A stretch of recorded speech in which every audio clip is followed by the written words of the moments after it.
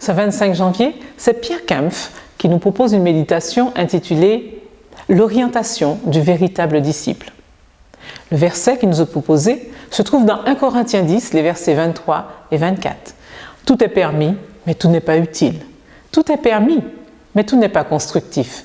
Que personne ne cherche son propre intérêt, mais celui de l'autre. » Ce premier verset est souvent utilisé pour dire que la liberté n'exclut pas de respecter la loi de Dieu.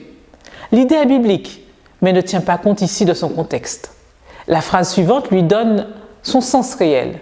Vous êtes libre de rester centré sur ce qui vous convient, mais ce qui est réellement utile et constructif, c'est de vous décentrer de vous-même pour vous focaliser sur autrui.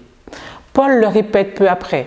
En tout, je veux faire ce qui plaît à chacun, cherchant non pas mon propre intérêt, mais celui de la multitude, afin qu'elle soit sauvée. Imitez-moi, comme moi-même j'imite le Christ. 1 Corinthiens 10, 33. Paul parle ainsi, car c'est l'exemple laissé par Jésus pour être imité.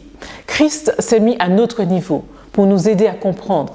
Il ne s'agit pas pour nous de faire n'importe quoi pour plaire aux autres, mais d'être des facilitateurs, leur présentant ce qui leur parlera spirituellement. J'entends souvent des gens juger leur Église et leurs responsables. Selon eux, est bien ce qui correspond à ce qui leur plaît. Cela ne correspond pas à leurs désirs, alors c'est mauvais et critiquable.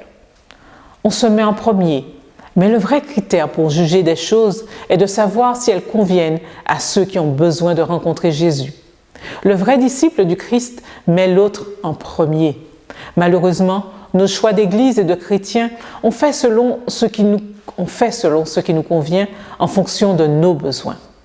On se pose rarement la question de savoir si nos décisions et nos fonctionnements correspondent aux besoins et aux sensibilités de ceux qui sont hors de l'Église, ni s'ils sont réellement pertinents pour leur salut. Et les rares fois où l'on y pense, c'est en général avec l'arrière-pensée inconsciente. On veut bien tenir compte de ceux qui sont dehors, à condition que cela ne nous coûte aucun effort, que ce soit eux qui s'adaptent à nous et qu'ils ne nous bousculent surtout pas.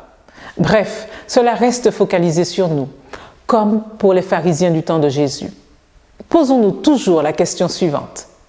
Tel programme vécu ou telle attitude sont-ils parlants à ceux qui ont besoin de rencontrer leur Sauveur ou sont-ils le fruit de ceux qui nous parlent à nous? Soyons de véritables disciples de Jésus.